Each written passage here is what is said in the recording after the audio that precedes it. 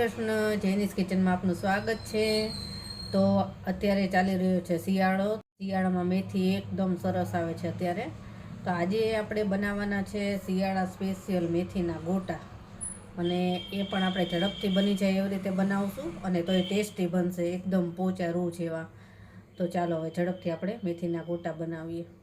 તો આ મેં 200 ગ્રામ જેટલી મેથી લીધી છે અને ધોઈ લીધી છે સરસ। આને મેં છરીથી સમારી નથી, આખી જ મેથી રહેવા દીધી છે। જો તમને ઝીણી મેથી ફાવતી હોય તો છરીથી સમારી લેવાની। હવે આ 200 ગ્રામ બેસન લીધો છે, આપણે એક સાથે નહીં નાખીએ, અડધો નાખીશું પહેલાં, અને પછી જેમ જરૂર પડશે એમ નાખીશું। સ્વાદ પ્રમાણે મીઠું નાખશું, અને થોડી 5 ચમચી જેટલી હળદર નાખશું। 1 ચમચી આદું, મરચાં અને લસણની પેસ્ટ નાખશું, અને અધકચરી ખાંડેલી હોય એવી છે આ। હવે હું અત્યારે આમાં મરી, આખા ધાણા એ બધું નથી નાખતી।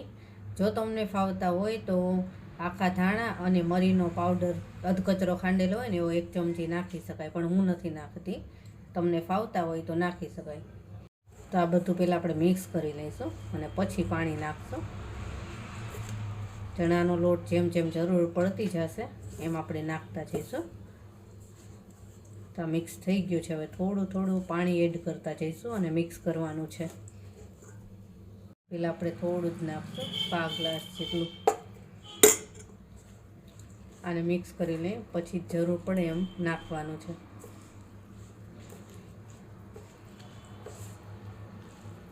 ચણાનો લોટ હવે આપણે એડ કરતા જઈશું। બાકી રહેલો બધો જ આપણે ચણાનો લોટ નાખશું। હવે આને પણ આપણે મિક્સ કરવાનો છે।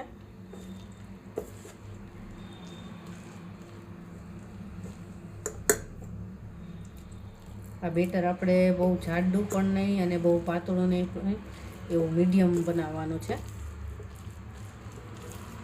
તો થોડું થોડું પાણી એડ કરી અને મિક્સ કરતા જઈએ। મેથી જો ઓછી ફાવતી હોય તો ઓછી પણ નાખી શકાય, પણ મેથી વધારે હશે તો સરસ લાગશે। અને આ બેટર તૈયાર થાય છે એટલી વારમાં મેં તેલ પણ ગરમ મૂકી દીધું છે। તેલ ગરમ મૂકી જ દેવાની, એટલે આ બેટર તૈયાર થાય અને ફટાફટ મેથીના ગોટા તૈયાર થાય। હજી આપણે આમાં થોડો ચણાનો લોટ એડ કરીશું। હજી અમે 3 ચમચી બીજો ચણાનો લોટ એડ કરેલો છે, એટલે ટોટલ આપણે જોઈએ તો 250 ગ્રામ જેટલો લોટ લીધો છે મેં। ઘણાને મેથી વધારે હોય અને લોટ ઓછો એવા ભજીયા ફાવતા હોય છે, તો ઘણાને મેથી વધારે હોય એવા ફાવે। તો આ બેટર તૈયાર થઈ ગયું છે। આ રીતનું રાખવાનું, બહુ ઘાટું પણ નહીં અને બહુ પાતળું પણ નહીં। હવે આપણે આમાં થોડીક કોથમીર પણ નાખી દઈશું। કોથમીર ફાવતી હોય તો નખાય, નહીં તો સ્કીપ પણ કરી શકાય। કોથમીર સાથે હશે તો સરસ લાગશે। એને પણ મિક્સ કરી લઈએ।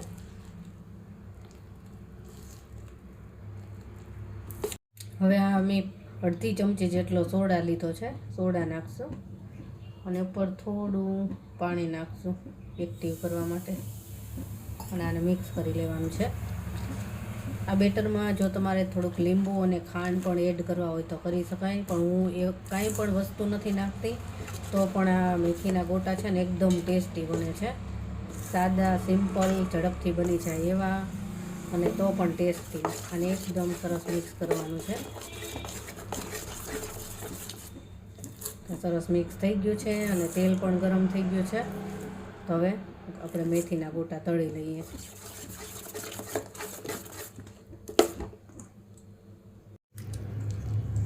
તેલ સારું ગરમ થાય પછી જ આપણે ગોટા તળવાના, અને મીડિયમ સાઈઝના રાખીશું, બહુ મોટા નહીં કરું।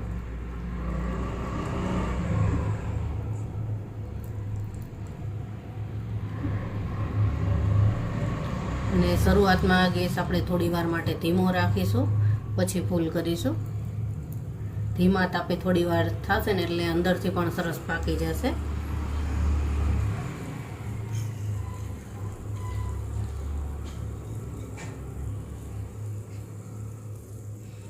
આમાં જેટલા સમય એટલા જ આપણે નાખીશું, બહુ વધારે નહીં નાખીએ।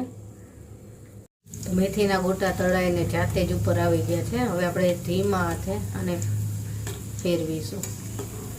એકદમ સરસ ફૂલી ગયા છે.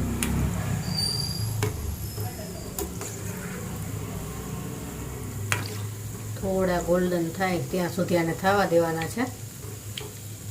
આ મેથીના ગોટા ઝડપથી બની જાય છે, એકદમ ઝડપથી. 10 થી 15 મિનિટમાં જો તમારે બનાવવા હોય ને તો એકદમ ફટાફટ બની જાય છે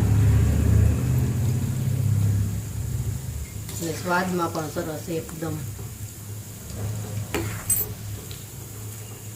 હવે આપણે ગેસ ફૂલ કરી દીધો છે. હવે આપણે ફૂલ ગેસે થવા દઈશું.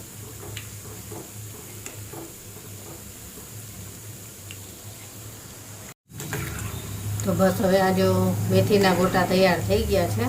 આ રીતનો કલર આવે ત્યાં સુધી થવા દેવાના છે. આપણે જે બહારથી લાવીએ એનો કલર આ રીતનો જ હોય છે. જો એકદમ બહારથી લાવેલા હોય ને એવા જ બને છે આ. તો બસ હવે આને પ્લેટમાં લઈ લેશું.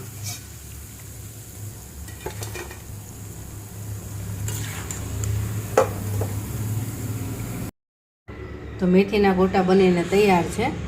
અને ખજૂર આંબલીની ચટણી અથવા તો તીખી ચટણી લસણની આવે એની સાથે ખાઓ એટલે ખૂબ જ મજા આવે અને બહુ ટેસ્ટી બને છે. તો આને આપણે સર્વ કરી લઈએ. એકદમ પોચા બનેલા છે અને કલર પણ જો બહારથી આપણે લાવીએ ગોટા એના જેવો જ છે. બહુ સરસ બને છે. તો તમે પણ એક વખત આ રીતે બનાવજો. આમાં કોઈ પણ આપણે વધારે મસાલા નથી નાખેલા તો પણ ટેસ્ટી બને છે. તો તૈયાર છે આપણે મેથીના ગોટા.